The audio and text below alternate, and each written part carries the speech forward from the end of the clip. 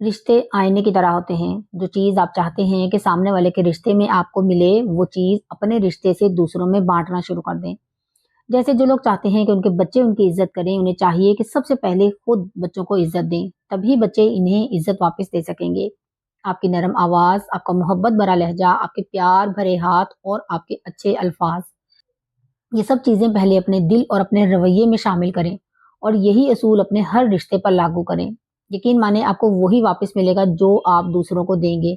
گھر میں بے چینی کی سب سے بڑی وجہ یہی ہے کہ ہم دیتے وقت تو بہت کنجوسی کرتے ہیں، لیکن مانگتے وقت توقعات بہت زیادہ رکھتے ہیں.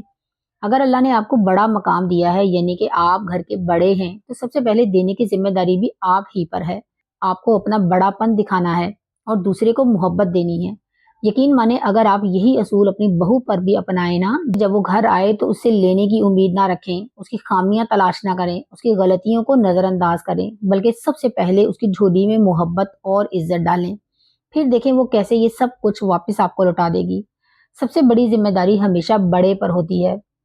چھوٹے سے بڑے پن کی امید رکھنا دراصل آپ کی کمزرفی کی علامت ہے. اگر آج آپ بھی کسی رشتے میں اپنی بے عزتی کا رونا رو رہے ہیں نا، تو ایک بار خالص دل سے اپنے اندر جھانک کر دیکھیں، اپنی جیبیں ٹٹولیں کہ آپ نے خود کیا دیا ہے. وہ کیا چیز تھی جس نے اس رشتے میں اتنا انتشار پیدا کیا. جو کچھ آپ چاہتے ہیں سب سے پہلے وہ خود دینا شروع کریں. اگر آپ میری بات سے اتفاق کرتے ہیں تو کمنٹ سیکشن میں ضرور بتائیے گا.